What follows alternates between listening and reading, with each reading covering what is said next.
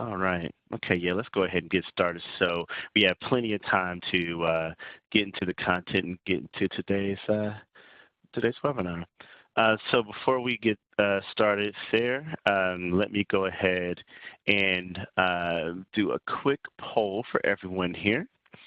And the quick poll that I'm doing here is, let's see, our first poll that we have here. Oh, let me pull it up here.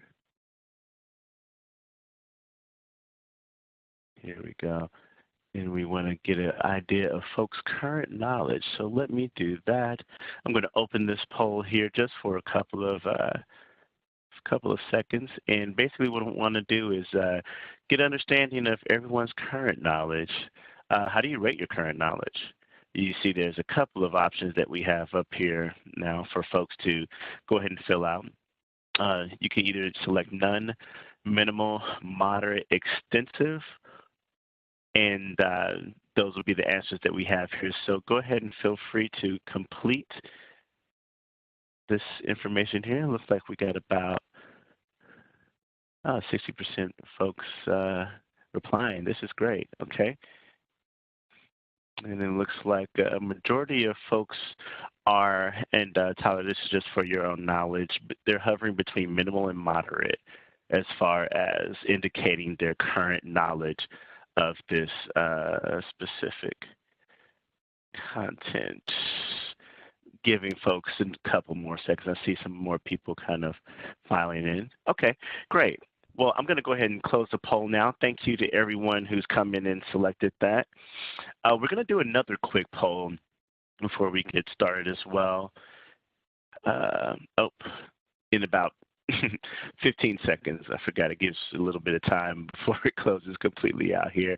But thank you to those. In about 10 seconds, I'm going to fire up another poll question for everyone to answer so we can get a good idea of our participants. And so, all right, that poll should be closed. Great. All right, I'm going to go ahead and fire up another poll here. And let's see. All right. So now that poll should be open, and basically we are wanting to know, what is your profession? So go ahead and take a moment to indicate to us, what is your profession? Please note that you have multiple options here. If you don't see your option here, you could type it into the chat. However, if you do see your option, please be sure to complete or check on or click on the option that aligns the best with your profession. All right. And looks like people are providing this information. All right, thank you all. Have more people filling this in. All right. Got about a 79% response rate. Okay, we've got about 80% of folks that have completed it, so that's good. I'm going to leave this up for maybe another 10 seconds here. Okay, and thank you all. If you didn't see your profession up here, thank you for typing it in the chat there. I appreciate that. Okay, all right, we're looks like we're flattening out here right at 80%, so I'm going to go ahead and close that poll as well. All right. Or actually, it will close in 20 seconds. Sorry. And while we're doing that, if you want, Tyler, you can go to the next slide here since we're getting started with today's webinar. And I just wanted to thank everyone for coming out and welcome to today's webinar, DNA, Making Sense of the Methods and Science Behind Your Samples. My name is William Moore with OJJDP's Intac. And before we get started, I wanted to just go over a couple of items regarding the technology for you to keep in mind. I should have mentioned that this webinar, of course, that was displayed on the previous slide, is being brought to you by our colleagues at the Zero Abuse Project. But for those who are attending today's webinar, please note that this webinar is being recorded and will be published on our Intac YouTube page, where you can view previous webinars that we have archived. On the YouTube page, you'll see other zero abuse webinars that we've recorded in the past. And if you'd like to get any of the supporting materials that are related to the to those webinars, please be sure to contact the OJJDP TTA Help Desk. All right, if you're having trouble with any uploading of any of the event items, or excuse me, downloading any of the event materials, please be sure to contact the OJJDP TTA Help Desk at OJJDP@USDOJ.gov, and we can get those items over to you. For optimal audio, please be sure to have the WebEx system to dial out or dial to your phone. When you're connected, you should see a phone or a headset icon that will indicate that you are indeed connected to the WebEx platform here. If you're experiencing any technical difficulties, you can reach out to me, the webinar host. Please note that we will have a question and answer portion of today's webinar. To submit your question, what you want to do is go to the chat and you want to type your question there and hit enter, and you will submit your questions. We will get to questions that are both submitted prior to today's webinar and during the webinar during our Q&A portion of today's web event. All right, let's get some practice in for using that chat pod there. If you're viewing in a group, meaning that you're with other additional people, if you could go to the chat room and type the total number of additional people in the room with you today. If you're viewing alone, there's no need to type anything at this time. So say, for example, if it's myself and someone else with me watching today's webinar, I would put +1 in the chat because that indicates that there's one additional person. So please type in the total number of additional people in the room with you today. Again, if you're viewing alone, there's no need to type anything at this time. Please note that attendees will receive a certificate of attendance for today's webinar. Note that the certificate is provided to those individuals in about 24 hours after the webinar, and you will receive it for those who are signed in. However, if you're joining in a group, please note that you will have to complete a group validation form, complete it, and send it to OJJDP@USDOJ.gov for those additional people that are joined with you. If you're joined by yourself, you will get your certificate. If you're joined in a group with additional folks, please note that you will have to complete a group validation form in order for those additional people to receive a certificate.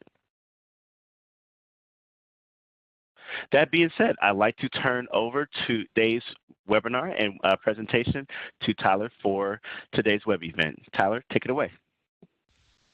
Thank you so much. It's a pleasure to have you all in attendance. I'm actually going to, for the sake of my audio and my bandwidth, cut the video at this point, and we'll go ahead and get started. So my biography is here. Obviously, I am Tyler Council. I'm the Director of Child Advocacy Studies, or CAST. CAST is an academic program that's designed to better prepare college learners for recognizing and responding to child maltreatment when it manifests during their professional careers, as maybe teachers, physicians, law enforcement, or lawyers, or in any other child-serving employment path. I'm also, by trade and academic experience, a forensic scientist with nearly a decade in the field across both private and public lab employment.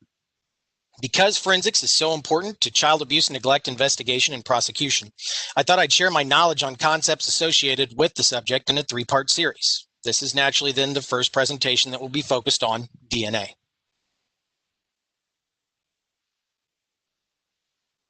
So again, you can see our agenda here. We're obviously going to dive right into the content.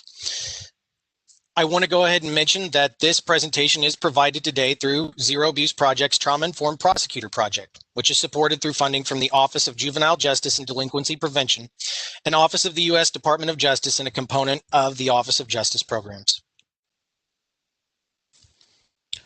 As you can discern from this slide, we're going to address topics such as DNA importance from a forensic capacity, examine key items that could possess this heritable material for subsequent evidence collection, explore how DNA gets processed in the laboratory, identify key contaminants that could impact DNA evidence, and examine issues with modern forensic DNA analysis. I liken this presentation to essentially swimming in a pool, if you will. We're going to dive into the deep end, but with as simple explanations as possible. And then we'll ease up by moving into the shallows, if you will, for a more easily digestible set of content pieces so as to not mentally exhaust you. Some content may not gel on the first go through. I understand that all too well as an educator. So do take your time and review this material, and please don't forget to contact me if you have additional questions. With that, let's go ahead and begin. Please be mindful that we will be discussing and showing body fluid stains and items that could be traumatizing in nature. Practice self-care as appropriate and at your own discretion. So let's go ahead and start the conversation by addressing why, for example, prosecutors need DNA training. Well, evidence actually shows that lawyers and judges are not sufficiently dealing with an important component of their work, which is forensic science. They are, in fact, inadequately educated oftentimes on the subject, lacking any coursework or training on this subject matter. In fact, it's no fault of yours. It's arguably a fault of faculty in higher education, such as my own, right? As a professor at a university. We simply don't put the content into our 2- and 4-year undergraduate and graduate coursework, and so you don't have any experience until you get out on the job. In fact, then, a recent publication from the Journal of Legal Profession found out that this inadequate education has resulted in a crisis in the courts. Children are being handed back to their abusers, non-offending caregivers wrongfully convicted, and overall poor outcomes are cropping up for children because those involved with the direct application of forensic evidence or forensic results often know the least about the science behind the samples and have little understanding of their results and what they truly mean in the greater context of the case. Simply put, forensic professionals and frontline professionals don't work together oftentimes in silo in, and the result is that judges and lawyers oftentimes become undereducated on what should be admissible and maybe what should not be, right?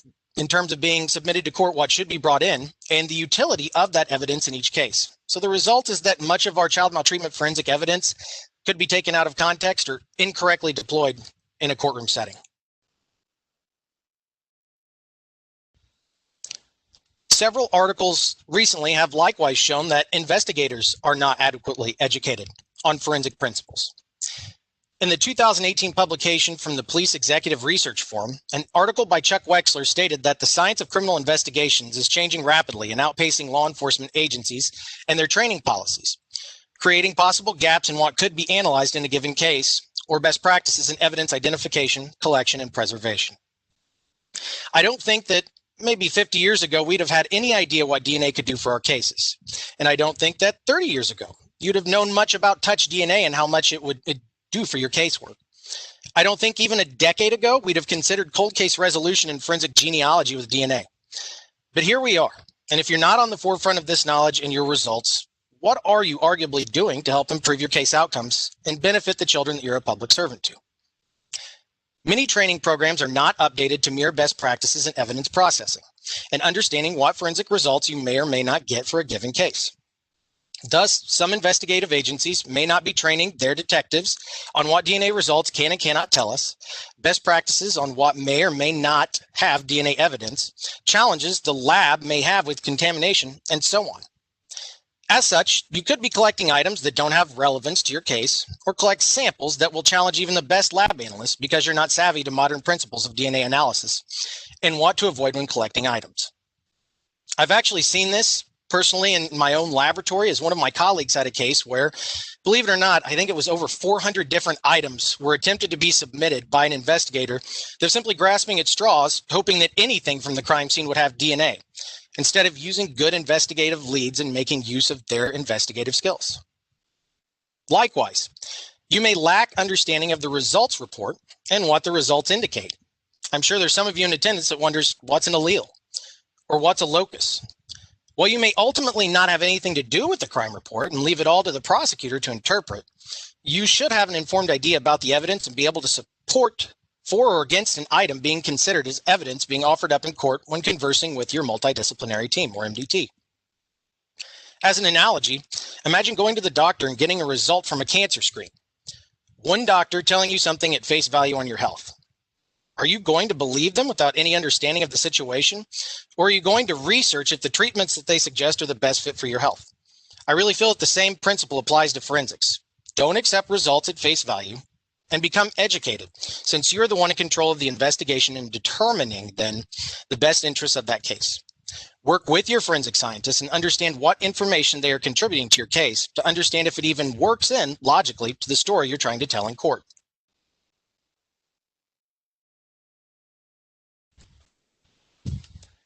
This slide is then for the forensic interviewers that are out there that might think that this training doesn't quite apply to them.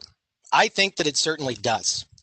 The testimony disclosed by a child could lead to questions that tease physical evidence and locations thereof for investigators to then collect during a crime scene walkthrough.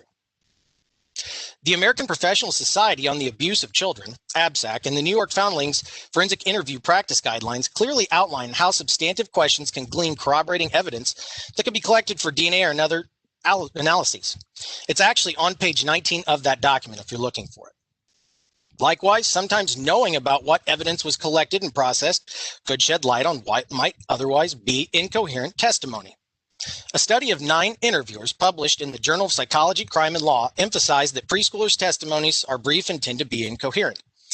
In turn, it was suggested by these participants that these testimonies could be difficult to interpret without additional information, such as corroborative evidence from the MDT if it's collected and analyzed before an interview. Another concern to note involves the disclosure and sharing of information through notification. If you lack the ability to recognize evidence from a disclosure and share that info, you actually might inadvertently initiate a chain of events where DNA evidence could be destroyed in your case. While no doubt controversial, the National Children's Advocacy Center has noted that in some jurisdictions, evidence is actually presented to children during a forensic interview. Regardless of which way you stand on this position, if you are a CAC that practices this habit, you should know what the evidence consists of from an evidentiary stance, so you don't possibly ask a leading question or frame a question, even if by accident, that comes across as inadvertently leading. So why do we need DNA training overall for our MDTs? Well, since the mid-1980s, the distinguishing power of DNA has been well established, and since that time, our methods and sensitivity thereof has increased exponentially, making DNA often, as Michael Lynch put in his 2003 publication, God's signature, and the quote-unquote gold standard of forensic evidence. It's the ultimate stamp, after all, of one's tether to a given crime. Given that most folks expect biological evidence, and DNA is the ultimate identifying component of biological evidence, coupled with the fact that the field has grown in leaps and bounds nearly 40 years since the first use of DNA in a case. It makes sense that we start with a look at DNA from an educational perspective in this lecture, and that all MDT professionals have some basic understanding of DNA and other forensic topics. After all, and unfortunately, many people get educated watching shows like NCIS and CSI. And it's our duty to dispel myths of those shows and provide those individuals with realistic and accurate portrayals of what happened with the evidence and the results garnered from it.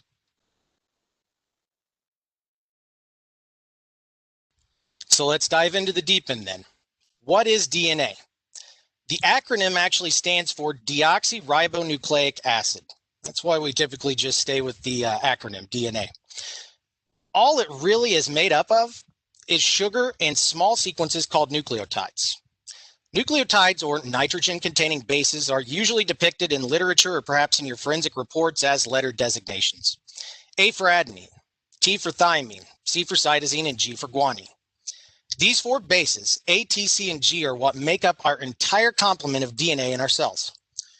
T and C are structurally similar and are put into a class called pyrimidines, while A and G belong to the class purines. These classes are simply based on the makeup of each nucleotide base and nothing more. If you've looked at a DNA molecule, you'll often see it noted as a twisted double helix, like a winding staircase. We call that the anti-parallel format. The strands of DNA are flipped inverse, in other words, upside down from one another, and the strands attached together with those nucleotides, naturally known as base pairing. The reason for the anti-parallel format is the big, bulky sugar backbone on our DNA strands. In fact, it's so big that the only way the bases match up to join together is if you flip one strand so it's upside down, and then the bases actually align. Sugars are linked together in the backbone using phosphate, which essentially glues the sugars together in what's called a phosphodiester bond. Think of your double-stranded DNA in the anti-parallel format equivalent to a two-lane road. The bases are cars going in opposite directions, and when they line up like that, everything just seems to work perfectly. This slide showcases then all of the major components to a DNA strand. As you can see here, the phosphate linking the sugars in our backbone is present. And you can actually see that simple hydrogen atoms connect our bases inside that twisted DNA helix. The DNA sugar then is going to be deoxyribose. In other words, it's just a 5-carbon sugar that's converted into a ring-like structure, like a pentagon. The sugar backbone is like Kevlar for you law enforcement folks that are out there and in attendance. It can be bulky and cumbersome, but ultimately it protects the fragile internal components of the DNA, the bases. Hydrogen bonds are very strong, making it very hard then to break our DNA when bound in its double-stranded form. Note that 2 hydrogens bind A and T, while 3 are used to bind C and G, making C and G coupling then much stronger in our DNA. Famous Austrian scientist Erwin Chargaff actually found that our DNA has the same amount of purines as pyrimidines, or in other words, the same amount of bases due to these base pairing rules. In simple terms, if we have 200 adenine bases, it makes sense that we'd have 200 thymine bases to bind to them. Again, a visual illustration of that hydrogen bonding, same as the previous slide, can actually be found here. So, in addition to our sugar backbone, then the DNA strands bind together and essentially hide the bases from the external cellular environment where damage could occur. If our nucleotide bases are ever damaged or mutated to where the letter sequence is altered, we end up messing up the coding of our genes, and it can cause serious health issues like cancer. Now, there are several other terms that are used to describe different components of DNA. Just so we're clear on that terminology and what it means, in case you run across it in a lab report, let's go through some definitions. A phenotype is what we look like based on our genes, or DNA.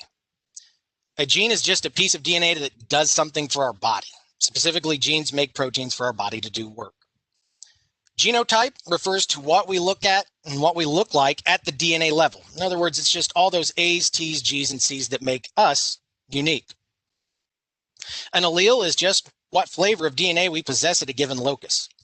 It's the specific base sequence we own at a given spot in our DNA. Your genome is all the DNA in your body. A locus then is a spot in our DNA that we look at with our DNA kits and chemistries. We look at different alleles at several loci, that's plural for locus, so that we ultimately create very unique and highly distinguishing DNA profiles. A lot of times you're going to hear talk about frequency, or how often DNA shows up in our population. Allelic frequency refers to how often a given flavor of DNA shows up at a particular locus. While genotype frequency refers to one person's DNA profile overall and how unique it is based on all the different alleles present at a given locus, or in terms of all of the given alleles overall for that profile that's tested using our PCR or polymerase chain reaction kits, and how common or rare those alleles are. We build frequency tables for alleles using samples from, for instance, blood banks for a given ethnicity, such as Caucasian individuals, to then create our genotype frequency using all the allele frequencies detected. We can then tell you how rare that profile is in particular. So let's go ahead and start moving towards the shallow end. I know that was a lot of complex terminology. What are some obvious sources of DNA? Most body fluids are a natural, typically abundant source of DNA. The saliva from bite marks, for example, contain buccal cells, which is a type of epithelia or basically a skin cell from the mouth that can be used for DNA processing. Other fluids that a forensic lab will test include suspected blood, saliva, and seminal material for DNA. Typically, labs may not take urine or feces due to the high salt and bacteria and contaminant-based loads from those samples, but I've actually observed through literature that some labs will take those samples. As such, it's very much lab dependent and based upon the validation to get DNA successfully from those sources. There's actually no national consensus on these evidence sources as such. Much research in fecal forensics, believe it or not, that's a subdiscipline, has focused on the identification of the feces as human-based using bacteria as an indicator. But the issues with contamination typically outweigh trying to process this type of evidence for developing a successful DNA profile. When we are considering hair for DNA processing, typically the root is necessary or a follicular or skin tag if it's pulled from the scalp or body to get DNA. There is some budding research out there where whole hair digestion can lead to DNA profiles, but right now it's still in early research. That being said, I do provide training on innovative forensic science methods for child abuse cases, and I do provide technical assistance as it pertains to traditional and novel or new forensic applications in the realm of biology. You'll have my email address at the end of this presentation if you're interested in learning more about these topics or services. There are also innumerable indirect sources, such as case-specific items or surfaces where DNA could have been deposited depending on the context of the investigation or allegations of the crime or crimes that may have transpired. For instance, licked, bit, or spit upon surfaces are good sources to swab, but don't forget about your transferable sources either. For example, you could key in on the cup of a bra if the breast was where the primary activity occurred and the victim then put on the garment after the act.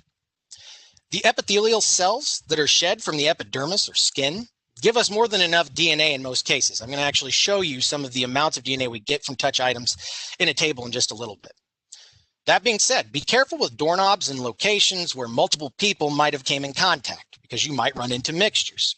You need to think about the number of possible contributors and whether it's a valid sample to shoot for with your forensic lab. When in doubt, you can always speak to a lab analyst to vet potential for a given sample. If a child was placed on a surface or something happened in a particular location where there's maybe low traffic of other individuals, such as a child maybe being locked in a closet for hours or days in a torture case, it could be a good source to swab. Garments and DNA retrieved from them can substantiate claims of abuse if the fluids were deposited on them or if a garment was touched as a part of, for example, a criminal groping case. The body naturally drains. I also want to highlight that. So even if the person changed clothes, cells sloughing or drainage from, say, the anus or the vagina can result on fresh clothes that weren't a component of the original commission of the crime. Now, I've also heard that flossing has been used to some success in oral sex cases, but if you look at best practices in the literature, this practice has, by and large, been abandoned, as you can actually harm the victim while you're processing this evidence. For example, you could cut their gums and it could lead to an infection, and it could lead to traumatization of that individual that arguably might not be leading to a more helpful outcome in your case. Now, when it comes to incidentals, look at your case and the potential narratives given by the child or other witnesses during a disclosure, or ask questions based on the case and the locations. For example, did the suspect drink something? Did they smoke? Did they have a toothpick or something else in their mouth? Something like a soda can, a bottle, a sucker, or as I mentioned, a toothpick, right, or a cigarette butt. All of those things could potentially break open the case, but sometimes they're not considered because they're not seen as directly impacting the case. And instead, we need to start flipping our mindset and thinking about these corroborating items that support the child's testimony. Items or objects that are used during the act, such as a sex toy or other implement. Some people use atypical items to sexually or physically assault children, after all, can still yield positive DNA results. Likewise, are there items that support or corroborate the claims that could be pulled for DNA? An example might be that the suspect gave a child a toy or a stuffed animal after the act. Perhaps this could be useful for DNA to substantiate that story. Think also about items such as condoms or gloves that might be used to hide illegal activity as well. Are there any binding items like tape or cordage, such as rope, that could house DNA left behind in the adhesive component or in that cordage, respectively? You know, from a cleanliness perspective, don't dismiss laundry baskets or hampers or trash or waste. You know, if a rag, a towel, or a washcloth was indicated in the testimony, consider it for collection. Even washed items, believe it or not, may still harbor DNA or stains, albeit diluted, from a case. So don't ever assume that items are 100% void of any meaningful evidence, even if a perpetrator has tried to hide their wrongdoing through cleaning. Likewise, DNA can sometimes be quite hardy if the situation is right. After all, we've actually pulled Neanderthal DNA after thousands to millions of years, right? So a lab might still be able to pull profiles from things left in the waste for an extended period. All right, let's move to, again, that more complex content then. So why is DNA so useful for identification? How does it get so unique between individuals? The answer lies within Mendelian or classical genetics, which you probably learned about all the way back in high school. So all humans are diploid creatures. All this really means is we have 2 copies of each chromosome under normal circumstances. A chromosome is simply the DNA we need to sustain life. This means that we get a single chromosome from mom and we get another one from dad to make us a unique individual. One of the first things that Mendel was able to teach us from his research is that DNA is assorted randomly or independently in our sex cells, in our egg and sperm. In short, most of our genes are not linked to each other, so each sex cell that we make gets a random mix of DNA inside of it. The law of segregation, likewise, gives us a second layer of genetic diversity. Under this rule, we learn that each sex cell, again, the egg and sperm, only has 1 copy of a chromosome. That means we'll get 2 copies of each chromosome from each parent. How does this make our DNA unique? Your mom and dad may give you the same flavor of DNA for a given locus or spot in our DNA, or they could give you 2 different flavors. With human DNA being made of around 20 to 25,000 genes, with each gene having this type of possible mixing, you can imagine how diverse our DNA can be from person to person. Thus, the law of segregation, if I'm going to give you an analogy, it's a lot like going to a Baskin-Robbins. Whether you get 2 flavors that are different or you get 2 of the same flavor, it's still a unique experience just for you. Now, the third mechanism where we end up making very unique DNA per person is through a process called recombination.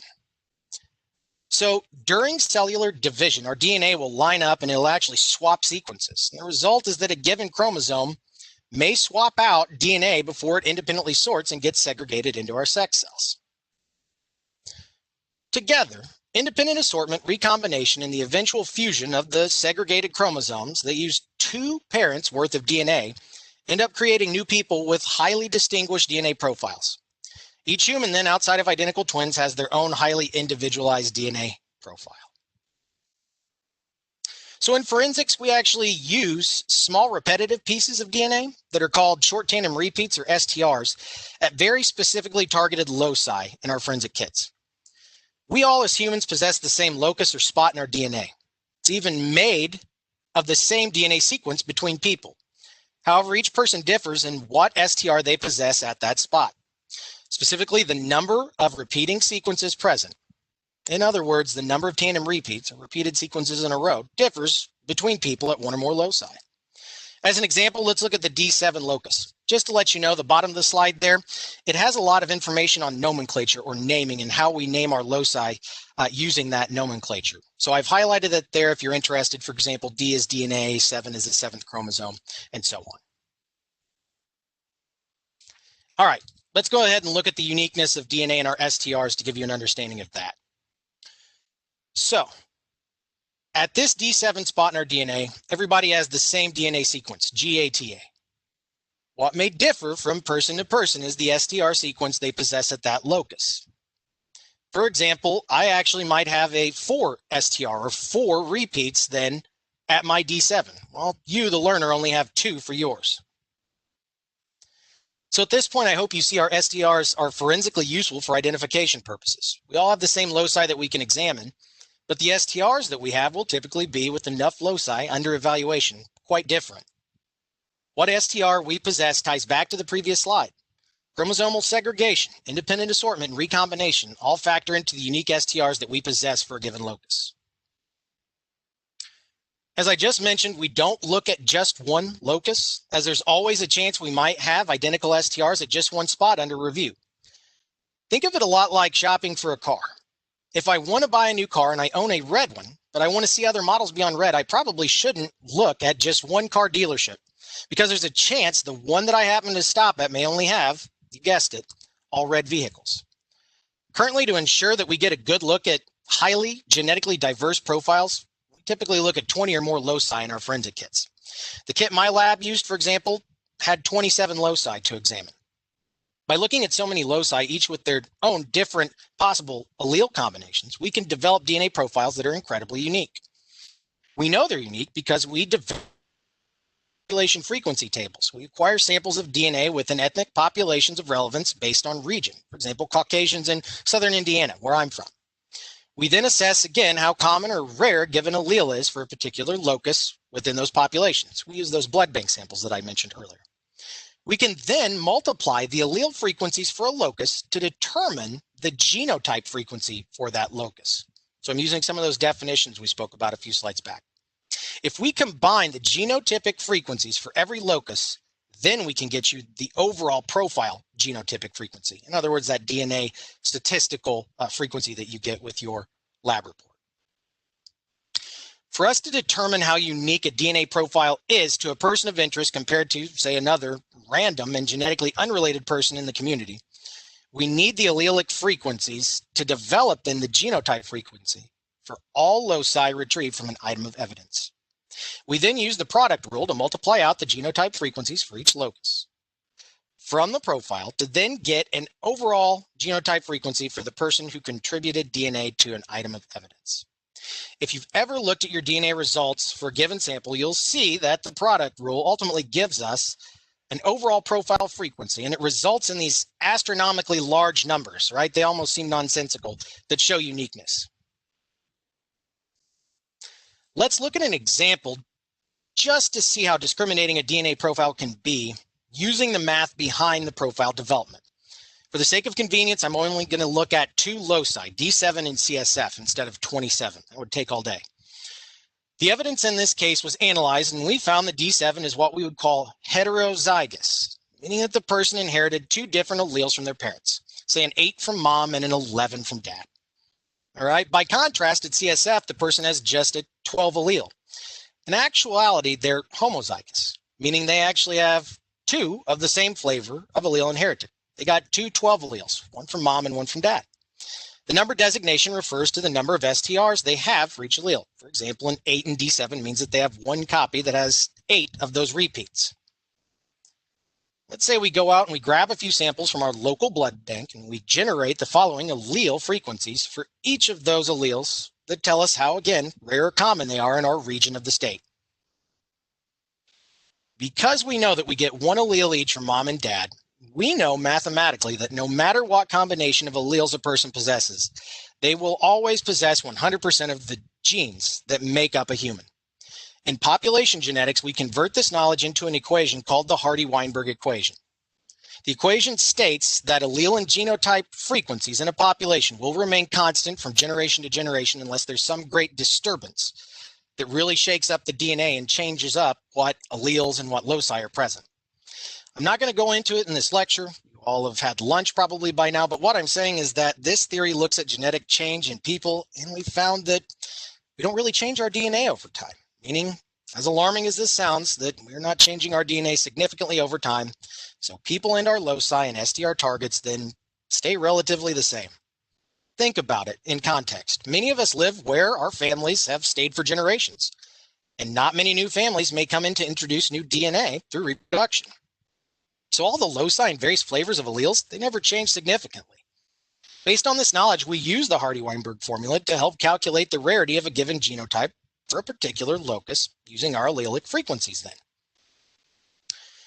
In the formula, P refers to 1 allele, say from mom, and Q refers to the other, say from dad, that we inherit. If you look further, P squared and Q squared refer to the instances where a person has 2 copies of the same allele, meaning they're homozygous. They either have 2 copies of a strongly expressed dominant allele, like, for example, with brown hair, which is pretty prominent in society, or 2 copies of the weaker expressed or recessive allele, like red hair, right? I have a daughter that's a redhead, so shout out to redheads, right? You're more rare, you're more unique. CSF is an example of a P or Q squared locus since it is homozygous. 2PQ for looking at the equation refers to those instances, like with D7 in our example, where we have 2 different flavors of alleles for a locus, meaning that it's heterozygous. Depending then on what alleles are present for each locus, we can calculate the genotype frequency for each locus, and then take those genotype loci frequencies and multiply them out to get your overall DNA profile rarity. Once you know the equation and you know how to apply it, then calculating a profile's rarity, I would argue, is pretty easy. So let's go ahead and apply the equation with our previous allele frequency review in our example. Because D7 is heterozygous and has 2 different alleles, we'll use that 2PQ part of the Hardy-Weinberg equation. Since CSF is homozygous and has 2 of the same alleles, we'll use either P squared or Q squared. You decide which one you want to use. We simply plug in the allele frequencies from our population databases, and we end up creating that from, again, our blood bank samples. To determine then the overall rarity of a DNA profile from our evidence, we then engage in the product rule and simply multiply out each loci's genotype frequency. With just 2 loci, you can see the discriminating power. An 8 in 1,000 chance that a random, unrelated person would have the same genotype at this, right, as this sample when pulled from the evidence. Now, the way that I've explained the profile result is known as a random match probability. It's long been used in forensic DNA analysis, but most labs have moved beyond this stat to start using what's known as a likelihood ratio. So why have so many labs started moving to the LR? Because in most cases, it's simpler and more informative as a statistic. Typically, for example, the LR can be more informative with mixtures, which are becoming more common given our modern highly sensitive DNA methods. Thus, we're starting to see many labs convert to providing LR stats because they're more robust and they allow us to reach conclusions that extend beyond the immediate data alone. In other words, LRs include statements about the circumstances of a case and not just the DNA profile data alone. By looking at both the prosecution and the defense's hypotheses for given DNA samples' origins and the case information, LRs then become more informative in your investigation. So the LR stat then compares the probabilities of a given observance under 2 mutually exclusive, in other words, independent hypotheses. Let's go ahead and use another example to explain all of this. Let's say you pull undergarments from a crime scene involving a 4-year-old who's disclosed sexual abuse. From the lab, you find out that there is seminal material and has the following alleles for a single locus. Again, note for the sake of time and ease of understanding, I've simplified this. We're not looking at the 27 loci, right, from a more complex kit. We know the alleles from running DNA analysis and we can tell that both victim and suspect are heterozygous, meaning they have different alleles for the locus in question. Typically, LRs have 2 hypotheses based on the prosecution and the defense's claims as to what happened in the case. But there are always options where you can explain the DNA using more than 2 hypotheses for each scenario proposed in regards to how the DNA got on that garment. As the prosecutor in this case, your hypothesis says that the evidence and the alleles therein can be explained as belonging to the suspect, the defendant, and the victim. Thus, your hypothesis, H0 or H0 as we call it, is that the mixture came from semen of the defendant and the skin cells of the child on that garment. Under this hypothesis, the only possible mixture profile contains alleles 3, 4, and 5. As a result, the probability of this mixture being derived from the defendant and the victim alone is 100%, or we can designate it as 1 here. The defense, in turn, naturally has their own hypothesis that argues against their client being the seminal contributor. As I mentioned, they might have more than one of these hypotheses, but for now, let's just go ahead and say that the defense says the DNA is from the victim and some other random person yet to be identified in the case, right? You've done your job. You haven't identified the person that did this. Clearly, it wasn't their client. These are all the possibilities then with the victim alleles included that could support that it's not the defendant, including the notion that it's the same alleles then as a defendant, but it's a stranger with those same shared pieces of DNA. So basically, we have 3 alleles in the evidence that are in play. I know this is the case in terms of the possible outcomes of the DNA because I've looked at the electropherogram. You can see it on the right-hand side of your screen there. That's just the readout for your DNA for a sample. Basically, what we did for the defense hypothesis is develop possible alternative suspect profiles, including the idea that the other suspect in this case could have the same alleles as the defendant, while eliminating or subtracting the victim's alleles from the possible profiles. As far as allelic frequencies go, again, assume that we pulled these from a Caucasian population in your specific region, say where I'm from, Southern Indiana, to create these frequencies, and that again, because we're matching likes to likes, that the victim and the suspect are Caucasian in this case. Let's go ahead and use the equation from our last example then to calculate the defense hypothesis and the genotype frequency for the DNA based on their ideas to what happened. I take every possible allele outcome then, using the Hardy-Weinberg equation, right, to calculate these, and I add them all together to get the probability of the mixture profile by way of the defense hypothesis. Using the LR equation shown here as H0, that's the prosecutor hypothesis, over H1, that's the alternative hypothesis, otherwise known as the defense hypothesis, you'll see where the ratio comes into play. Know that the prosecutor hypothesis is 1, and we just calculated the defense hypothesis. We can calculate a ratio, which is around 3. What this means is that the defense hypothesis is 3 times less supported. To state it another way, the probability of the evidence is 3 times more likely if the stain came from the suspect, or defendant in this case, than if it came from an unknown random individual.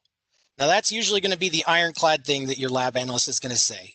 Bayesian mathematics, right, and the Bayesian theorem and how we've developed LR, it's very complex, difficult, hard to digest, usually takes a couple of days worth of training, right? So I would encourage you to look into the LR, really get comfortable with more than just the example that I've provided you.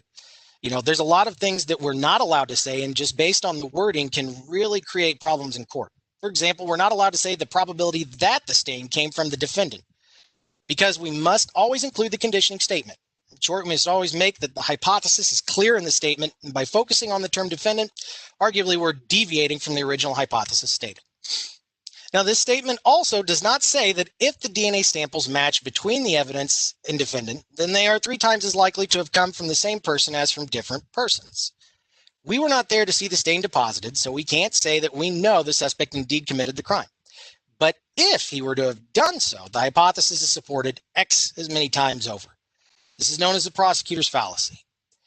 The defense fallacy, in turn, is to assume that in a given population, anyone with the same profile as the evidence sample is as likely to have left the sample as is the suspect.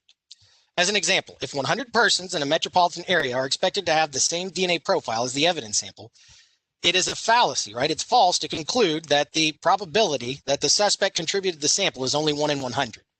Why?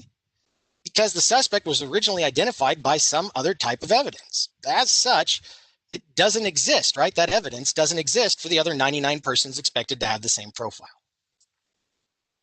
All right, so to conclude, through all of that complex information, then, we generate a DNA profile and develop the statistics around it as follows. In the lab, we're going to analyze the evidence and generate a profile.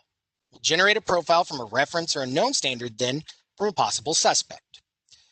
We examine how many loci match between then the evidentiary and that standard profile. We generate an LR for the evidence using only those matching loci. Now, some other things that I did leave out just for the sake of simplicity that you arguably should know. Because we obey Hardy-Weinberg rules and our DNA doesn't change, that means by default, scientifically, that we're sort of distantly related. Gross but scientifically accurate, right? We don't move vast differences from one another, and as people tend to mate with people from our region, then we usually, in a good validated forensic laboratory, try to account for that with theta, where we use a 0.01 or basically a 1% increase in our allele frequencies. This 1% actually makes a profile more common and basically shows that you, the prosecutor, or say the investigators, who are trying to do everything that you can to exclude a defendant, and yet they still come up as the most likely culprit. So it makes you look nice. You're making basically their DNA more common, and yet you can still hone in on them. Also, for the sake of time, I didn't cover mixtures currently. I know some people were interested. I'll talk a little bit about that towards the end of this presentation. In other words, a mixture where more than one person can pop up. It's something that is arguably becoming more common as our DNA sensitivities get increasingly more powerful.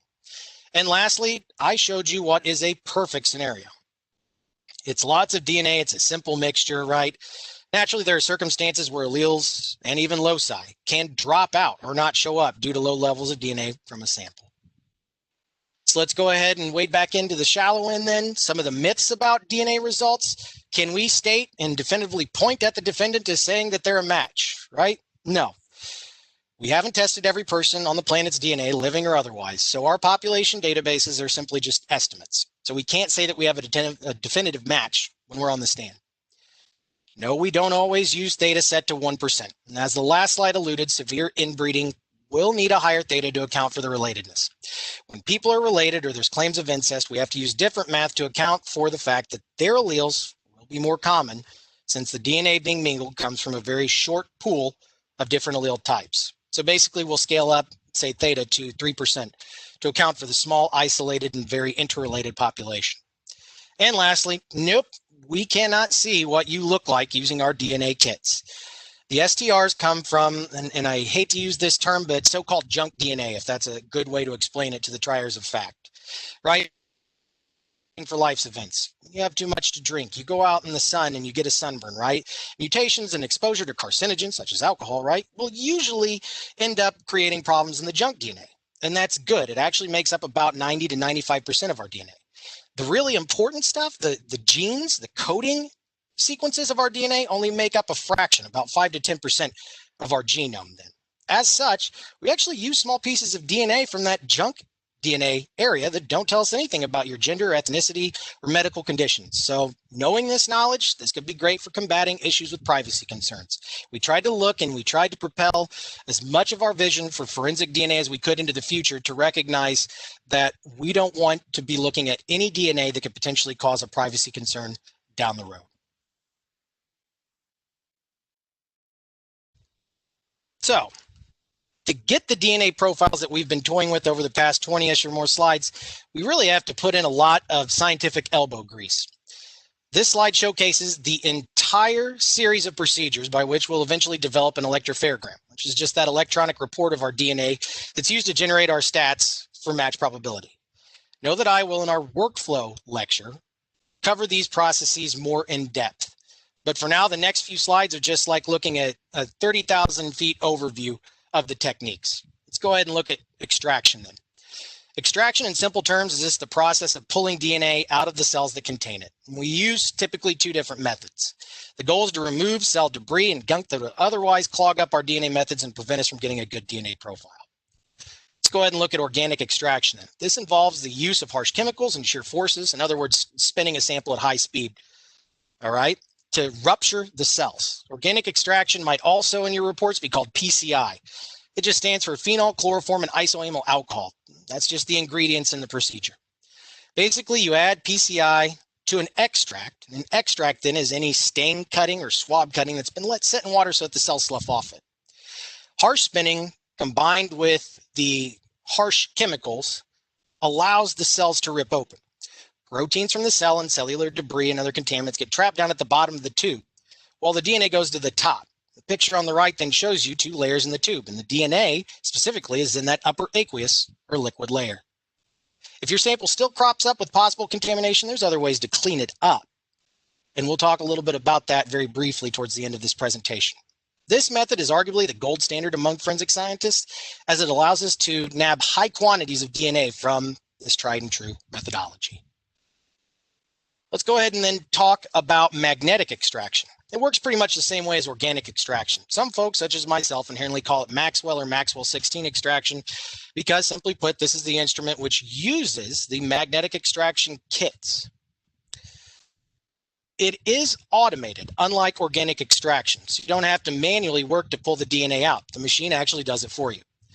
Cells in your extract get mixed with a chemical that lyses or tears open the cells. The lysate, which is made up of that lysing reagent and DNA and cell debris then, are put into a tube with magnetic beads. You should know that DNA is actually a charged molecule, and so it sticks to the magnetic beads. And the beads go through rinse cycles by being pulled through washes in these little plastic plungers or syringes. The wash pulls the cell debris and possible contaminants. Eventually, heating the beads pulls the DNA from them, and the genetic material gets eluted, or a fancy word for transferred, into a tube where it's hopefully now free of cellular and environmental contaminants. Now, each method has its own pros and cons, right? Challenges and merits. Personally, I like organic because I'm rather proficient at it, and I can usually, if cells are present, get a lot of DNA. Now, the beads in the magnetic extraction are limiting because they only hold so much, well, 50 nanograms of DNA. And as you're going to see in the coming slides, 50 nanograms is more than enough DNA for our forensic methods. But I still like having as much DNA as possible in case there's a need to analyze more sample or if I have contamination or issues downstream. Organic, however, can thus pull more contaminants through compared to the numerous washing steps with magnetic extraction. Magnetic extraction is also automated, as I mentioned earlier, so I can actually work on other things while it's being processed. In other words, it improves the lab's workflow. In short, your lab is ultimately going to determine what's best for its workflow and the analyst, but it's important that you know there are different ways to go about pulling DNA from your samples. There is a third type of extraction that could be useful for your sexual assault cases that I also want to highlight. See, sperm cells are heavier and have different physical versus epithelial or skin cells from, say, the vaginal lining. Thus, we can actually use a two-phase extraction initially to separate our cells in a mixture of seminal material and epithelial cells from the victim. During differential extraction, we spin down our extracts, and if sperm is present, a pellet of sperm cells, since they're heavier, forms at the tube bottom. We take the epithelial cell rinses, which we call the non-sperm fraction, and can separate them out in a tube and perform regular extraction. We can then add another chemical to the sperm cell pellet and extract it separately.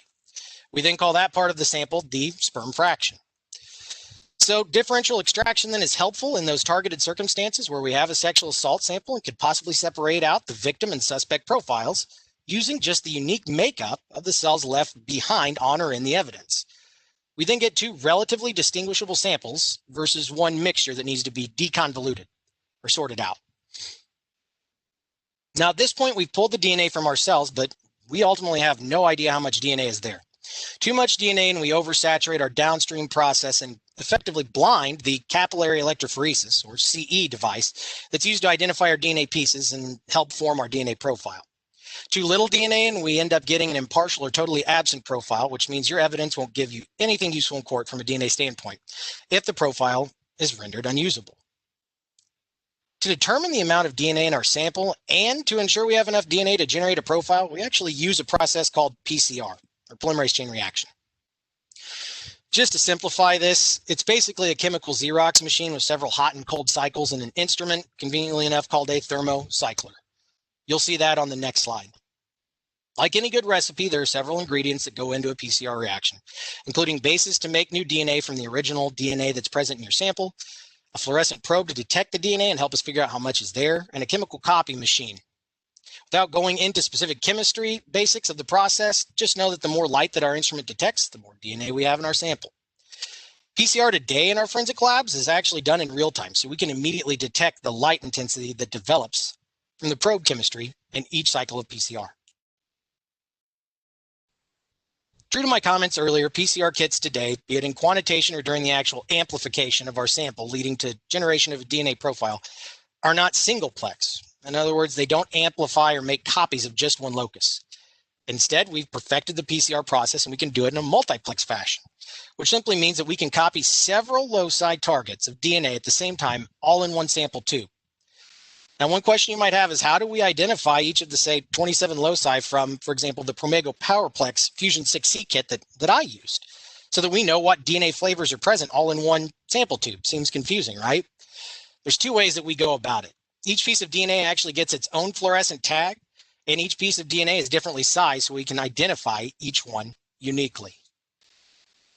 So if we, through quantitation, determine we have enough DNA, usually all you need for our forensic kits is around 1 to 2 nanograms, so a very small amount, we can proceed to amplification.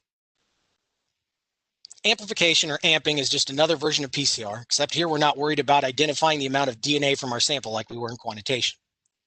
Our goal in amping is then to make enough DNA so that we can see, using our capillary electrophoresis, all the loci and flavors or alleles of the DNA in our sample from our evidence.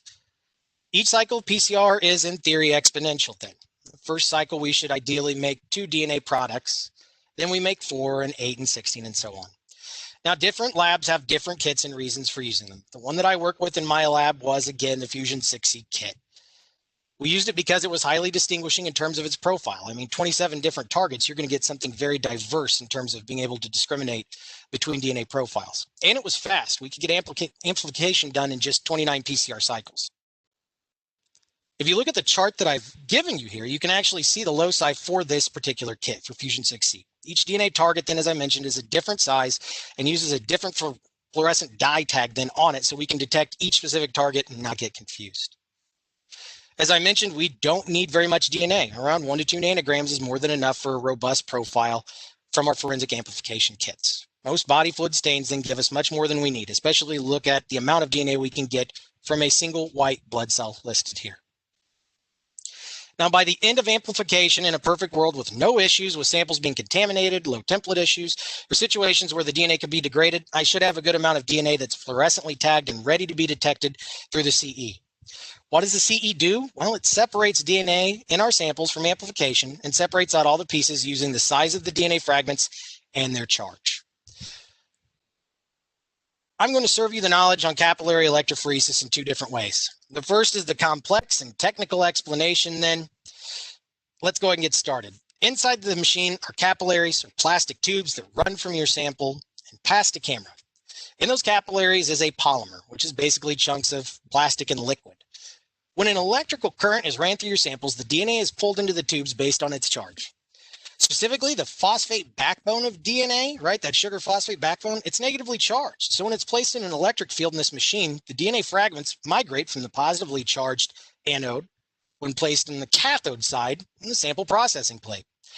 What happens then is that on each piece, right, of DNA, when we're looking at it, then we look at the DNA based on its size and its charge, and our DNA runs through that polymer and it bumps into the plastic bits and pieces. And what happens is then it separates out or spreads out in the tube. This allows then the CE's camera adequate time and space between samples to snap photos of the DNA as it crosses its path. The camera detects the color of the DNA from that fluorescent tag as it passes by its detection window, and a computer stores the intensity and color of the DNA that passes by the camera, alongside the amount of time it took for the pieces of DNA to pass that camera. So we start to build up data that tells us what alleles are present in our DNA at all the loci we're analyzing. Here's a much simpler understanding of this. There's a tube full of plastic chunks, and basically it's an obstacle course race where DNA is going to be the runners. Our sample has 27 different runners. I'm assuming we're using the Fusion 6C kit. Those runners are our DNA targets. They're all varying sizes and they're wearing different colored jerseys. In other words, they have different colored fluorescent probes. When we start the race, the runners will separate out by size, with slower and bulkier runners finishing later, while smaller and faster runners, again, our DNA finish sooner. There's a camera at the finish line that snaps a shot of what DNA crosses the finish line and the time, and what jersey color was worn, the color intensity. We can tell what pieces of DNA are in our sample because we compare the race times of runners, the DNA from our sample, to known pieces of DNA that are also ran in the CE. Think of it like the race organizers determining basically when you'd arrive at the finish line because they had a race beforehand with people of the same body type and tracked all the finishing times for those individuals. So we then plot each racer on a chart according to their jersey color and size. And that's going to end up being our electropherogram. So this is what your results then look like from a DNA sample. We can then pull the allelic frequencies from our genotype frequency population databases and create our LRs based on the loci and the alleles present between the evidence and the known profile of a suspect or victim. Computer programs such as an example of one that I've used, GeneMapper IDX, are automated genotyping software programs that take CE information and convert it into usable electropherograms. Now, the size of a peak present on the X or horizontal axis is based on the number of tandem repeats it possesses. So an 8 would be smaller in size than an 11 STR, for instance. We do know all of the STR or allele types for each locus. So I know if a given locus has a range of 2 to 20 repeats for each target piece of DNA, for instance. PCR kit manufacturer puts all of that into the computer program, again, GeneMapper, for us. We also need to know the fluorescent intensity of our DNA present too, which we can see by RFUs, as you see on the y-axis here. Some peaks are really DNA in our electropherogram, and some peaks could be what we call artifacts, or false DNA calls that are made by the computer in error. Now, I want to note that they are clearly discernible, and they don't typically look like allele peaks. For example, with the stutter artifact, our chemical Xerox machine during amplification slips off the DNA, and it makes non-allele peaks that are one or more base pairs smaller or bigger than the true allele that's present.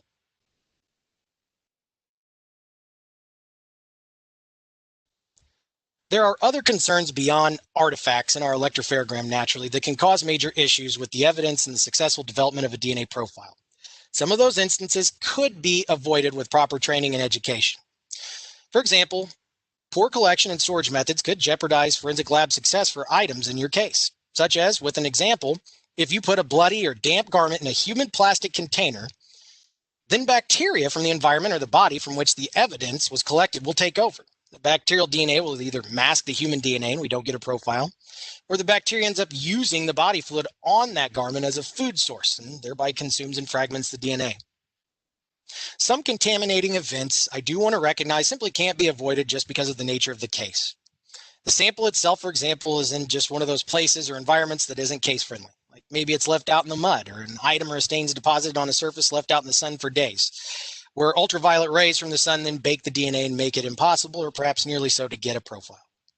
That said, if we do know from a contamination standpoint in the lab, we actually have ways of removing it. Believe it or not, magnetic extraction is a great way to remove contaminants. We also actually have columns of material that we can push samples through to filter and separate out the DNA from contaminants. So I want to go ahead and transition to talking about some of the more common contaminants that you during your investigations can be savvy to in terms of recognizing so as to alert the lab staff processing your evidence. For example, if a child discloses that an assault occurred in a muddy area, or if you found evidence in a location with heavy leaf litter, it could really help us at the lab to make every effort possible to give your sample the best processing absolutely possible for that lab. If we don't know, we could find out too late in the process and the DNA could be compromised, or we could have too little DNA to analyze the sample. You would actually be surprised at how many things can contaminate and jeopardize a DNA sample. For instance, even the indigo dye from denim jeans, if it gets co-purified with your DNA, if it gets brought through, it can gunk up our methods. It can inhibit the PCR and blind the CE detector camera if it makes it that far in the sample's processing. So if we're talking about dirt or plant matter, polysaccharides, in other words, just complex carbohydrates, they can bind to the DNA and often make it hard to pull off of the DNA from your evidence.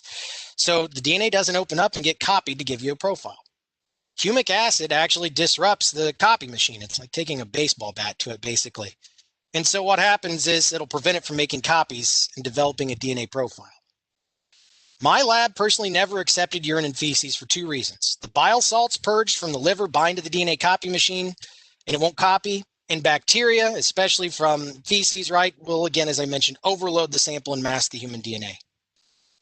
Enzymes called nucleases or endonucleases, again, it's just another fancy word for an enzyme or a protein that does work, can be present in your environment. They degrade DNA and they chop it up and make it impossible to get a good profile.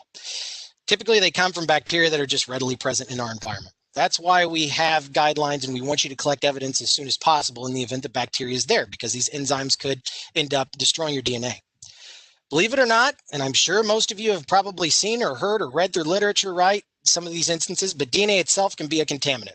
You could create mixtures or inadvertently spike evidence with either your own DNA or DNA carried from other samples if you're not careful, leading to mistaken claims and out of context understanding of DNA within the entirety of your case.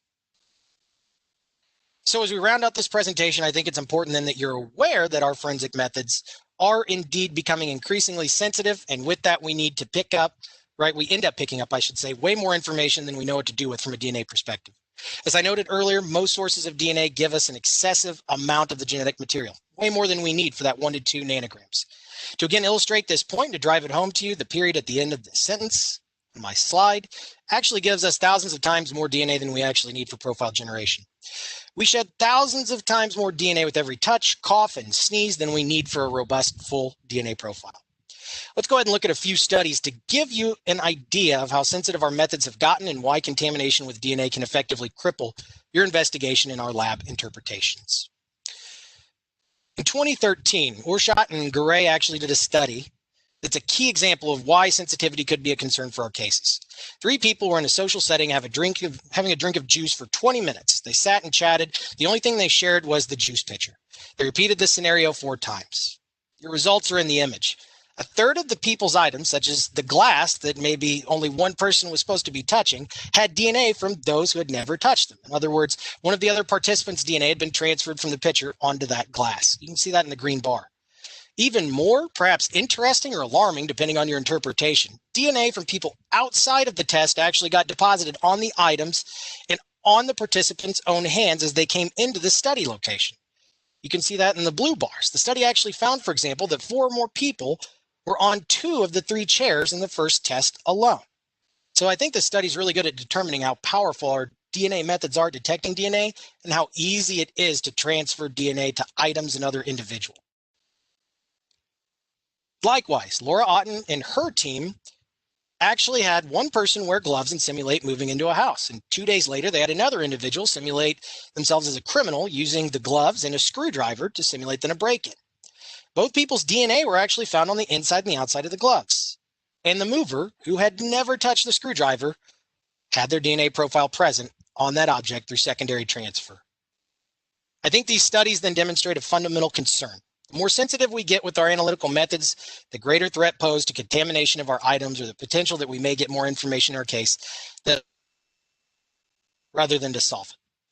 As a hypothetical scenario to contemplate, you can imagine, seeing how little DNA is needed, how we could have an issue in, say, a child sex abuse case where you have 3 to 4 too many officers in a small apartment, when you only need 1 to 2 for collecting evidence, and their profiles end up muddying up your evidence and the interpretation thereof.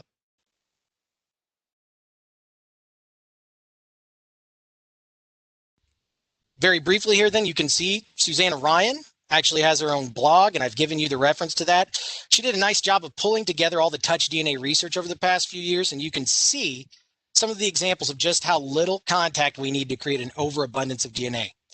I think that then the potential to contaminate an item, be it by your own collection methods, by those at the scene, or even by me as a lab analyst, we make mistakes too, opening items and having poor aseptic technique, could have disastrous consequences for your samples. Additionally, with our increased sensitivity and touch DNA being then a focus in our casework today, we're seeing an increased potential to create mixtures we can't easily interpret forensically.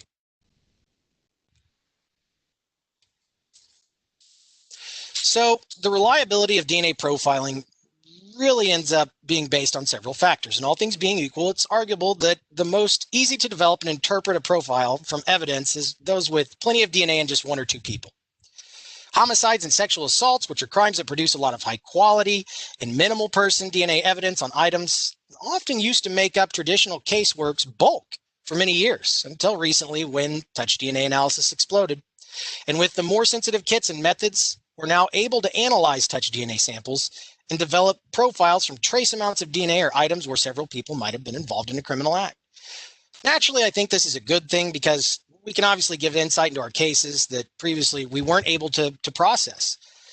But it's also problematic in a couple of ways. Number one, we're still limited as to what type of mixtures we can interpret. We can only go so far. And I think, 2, we need to make doubly sure that the context and transference are considered so that with increased sensitivity, we don't increase our chances of a false inclusion or exclusion for a given case that could harm the children that we're serving to protect. Now, in terms of a mixture, we can typically see what that looks like in the electropharogram, as you can see on the right, because for 2 or more loci, we end up having 3 or more alleles. There are major factors that make mixture interpretation rather difficult from the lab perspective that I want to cover. The more contributors that make a mixture up, the more complex and therefore more difficult that sample is going to be to interpret. Most labs nowadays have tested their own capabilities with mixtures and what they can or can't say for a given mixture type. Typically, mixtures of 3 or maybe even 4 people might be analyzed and deconvoluted to give you some insight, but it can vary from case to case, largely based on DNA quality and quantity issues. Right now, there's no methods established for telling a lab when a mixture is too complex to interpret, so it's going to vary from lab to lab. Why are contributors problematic? The more people that are present in a mixture, the greater the chance they may share alleles for a given locus. Thus, it makes it hard to identify then whose alleles belong to whom. Another factor to consider is that even if a mixture contains plenty of DNA overall, 1 or several people might have only contributed a tiny amount. The lower those amounts, the more complex the mixture. In short, we might not be able to tell minor contributors at all, right, in terms of their alleles, because they might not be present. They might have dropped out due to low DNA template quantity. Now, DNA can also potentially degrade over time and with exposure to the elements. So this can also increase complexity, right? In terms of we might only get a partial profile mingled together due to DNA damage, making it hard, if not impossible, to see the full profile for each contributor. In other terms, you may only have a few loci with alleles and just not enough to confidently discern whose DNA belongs to whom and generate that profile. Now, I'm sure if you're using DNA today in your courtroom that you know there are a few vendors out there that have created software to help us resolve complex mixtures. Probabilistic genotyping software uses statistics and biological models to calculate probabilities. In other words, it plays with all of the different combinations of alleles in the mixture, using the hot and cold game until it figures out what the most likely profiles are for the major, that's the most DNA, and minor, that's the least DNA profiles in the sample. The software then obviously is very useful because it can help us generate an LR for those mixture profiles. I do want to take a few minutes in closing and just talk about some of the challenges to resolving your cases as it pertains to the broader considerations regarding evidence collection and forensics. I think it's readily apparent to every attendee today that cases get solved through high-quality evidence collected with a well-established chain of custody and appropriate forensic analyses with sound interpretations of the information of a given item. What you may not realize is that we have, in large part through our romanticism of criminal investigation, created a situation where the triers of fact, they've come to demand and expect, perhaps even unrealistically, that forensic physical evidence will be collected and presented for them to render judgment in your cases. As such, we've created a world where corroborating evidence might be neglected and ignored in cases in favor of physical forensic evidence, even when that evidence alone may not be as strong for your case. In a Department of Justice report, Peterson and colleagues found that while not uniform across all crime types or evidence types, collection of physical evidence played a significant role in affecting arrests, being referred to the prosecutor, leading to being charged, and resulted in more convictions than cases without this evidence. For example, sexual assault cases resulted in conviction 87% of the time where physical evidence was collected. As such, there is a heavy investment and direct correlation between whether a case is successfully prosecuted and if it had forensically analyzed evidence, say with DNA appended to it.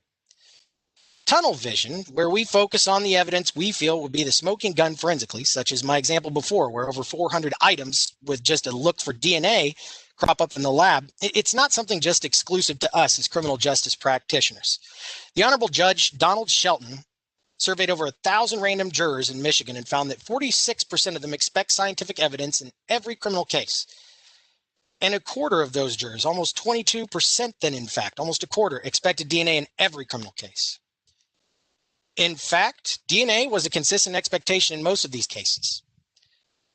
Those cases with the most serious consequences, right? The jurors actually found that those cases involving violence, 46% of them wanted to see DNA. And in sexual assault cases, serious violent sexual assaults, 73% of them said there should be DNA.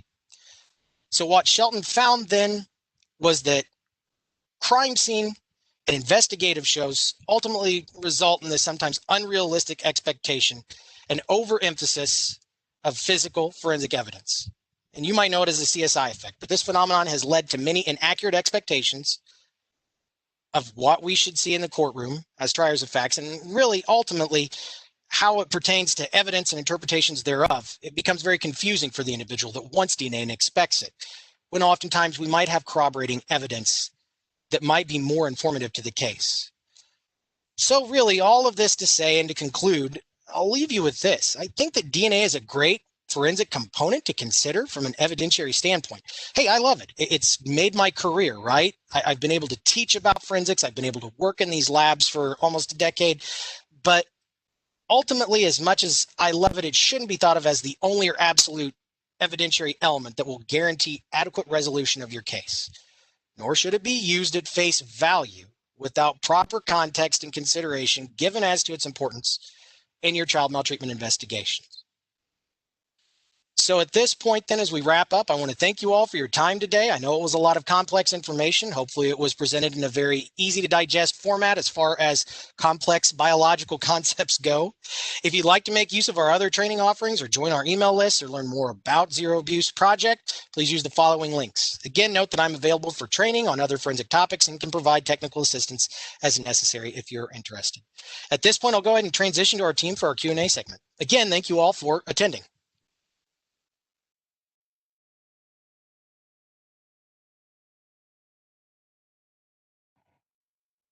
Great. Thank you so much, All right. Tyler. Thank you very much, Tyler. And so, oh, go ahead, Victoria. Turn it over to you for the question and answer portion. Thank you. All right, great. Well, I wanted to say, if anyone has any questions, please feel free to put them into the chat box. We do have a couple of questions that were asked in advance and a few that were asked in the chat box, and I'll get started with those. So, Tyler, the first question is Y-STR looking for only male chromosomes? If we're looking at YSTR profiling, yes. Yeah, I mean, so the Y chromosome is directly related to men being men, right? XY, you get the X from mom, you get the Y from dad. So yeah, if we're looking at a YSTR in terms of profiling, obviously they're looking at the male chromosome. It has several distinct markers, several distinct loci. I think, from what I could see from the literature, I think there's like 23 different loci that most kits will look at. So it's distinguishing, obviously. But yeah, it's only used for male determination. Great, thank you so much.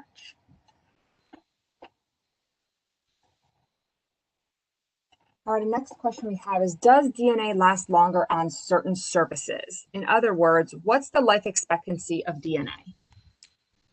Right. It's variable. That's my 2-word response to the person that asked that question. It's a great question. DNA can be really robust. It can stay around for a really long time if the conditions are right.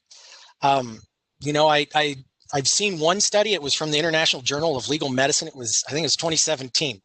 They actually simulated clothes being submerged underwater. They found that they could get a DNA profile off of clothes that were left in a bathtub for a week. You know, they found DNA from touch items after they actually took them out to an aquatic surface. So they took them out to a pond or a river environment. They were able to pull touch DNA from these items after they were submerged for 4 hours. And I think it was 24 hours for a blood stain that was on there. So it had been submerged in this pond. Again, we're worried about from a pond. I would be worried about bacterial overload and contaminants, right?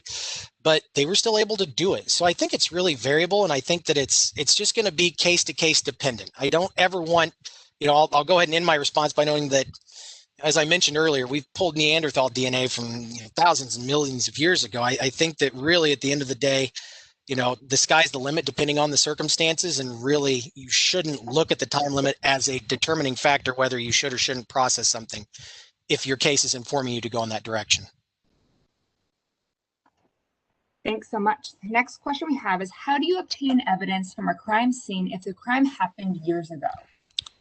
Right. Good question. Forensic genealogy is kind of making us ask these questions, I think.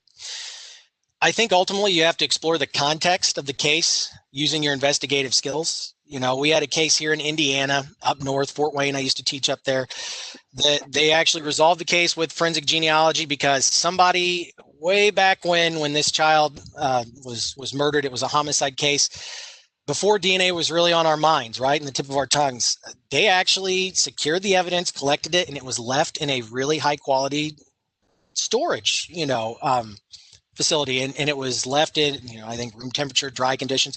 All of that protected the DNA for all of these years.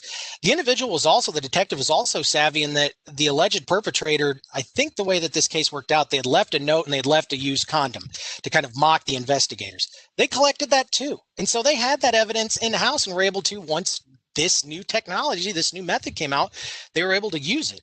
Now, I think to really help through this situation, specifically if somebody has this kind of a case, and if they don't have access to the items, I mean, is it somewhere that it could be processed? Is it back in your backlogs? If it's at a house versus, say, being stored at maybe your actual operation, you need to dig deeper. Who might have touched it? Where was it stored? I mean, if it's somewhere like in a dry, relatively non-humid area, you might be able to, and an item boxed up with little contact with other people and other items, you might be able to explore that. I would talk to your lab and see what they could do or how willing they are to process that item. But, if limited contact, so you don't have the mixtures, if it's in an environment where it's been sitting for several years in such a way that it might not be disturbed, it might not fall prey to some of those other contaminating events, it's always worth a shot. And the DNA might be degraded from sitting there for so much time. But again, I'm one of those people that invests in the good of our cases and our outcomes. So try it. Thanks so much. We have just a few more minutes. No, we haven't gotten to every question, but we'll try to get to one or two more questions before our time is out. What are the benefits and limitations of YSTR profiling? Okay, if we're talking about YSTR, obviously the benefit is that you're getting that male chromosome with very distinct markers. Similar to how our non-sex chromosomes, we call those autosomal or body chromosomes, can be looked at. So I think it's a benefit that you can single in on the Y chromosome for unique male identification. I think that, tactically it's good in those situations where you have a high amount of victim DNA in the background that might be masking the male perpetrator's low DNA amount. Basically, the victim's DNA is flooding the profile, and we can't see maybe that offender, the male offender's DNA. So naturally, we can use differential extraction in some of those cases, but using YSTR might be a more informative pathway to do that. Now, the limitations, obviously, it's only pertinent in those special cases that I mentioned, where you have that high profile victim, low profile suspect. It's only pertinent maybe then in that sexual assault case scenario. One of the other concerns is that your Y chromosome, I talked about recombination, right? And how our DNA mixes together during cell division. The YSTR, or excuse me, the Y chromosome, it actually doesn't go through that. So be less DNA variation that will exist in your YSTRs. That's a concern, especially too, right? If you're looking at related male suspects, because they're sharing too much DNA in that Y chromosome, and it's going to be hard to vet whose profile belongs to whom, unless, for example, you have a mutation in that chromosome that would make that person genetically different.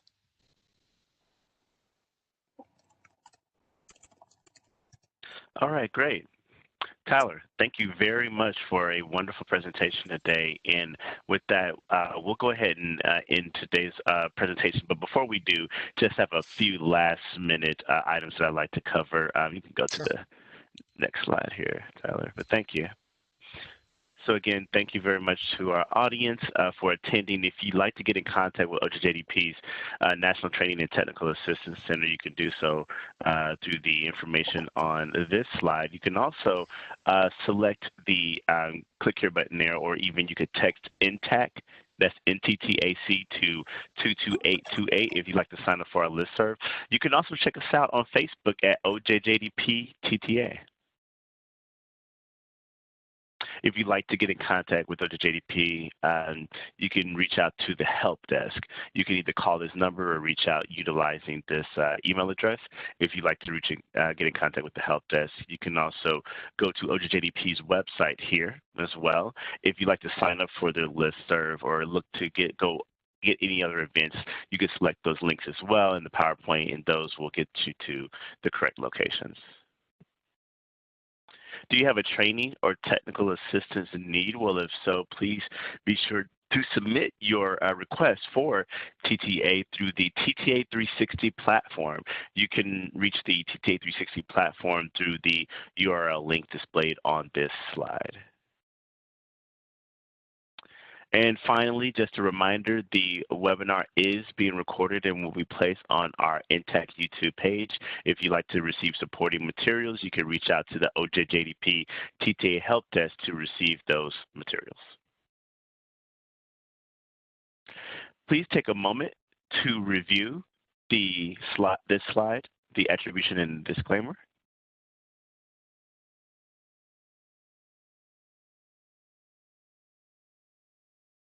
And join us for these upcoming events. We have 2 additional events coming up in the month of November. We have a webinar coming up next week. Please note that the webinar for next week, you can register for that webinar. However, please note that we're only allowing MDT, law enforcement, and prosecutors for that particular webinar. However, please note on the 23rd, we do have another webinar coming up with our presenter, Tyler, set for November 23rd. You can register for that. Registration for both of these events are indeed open.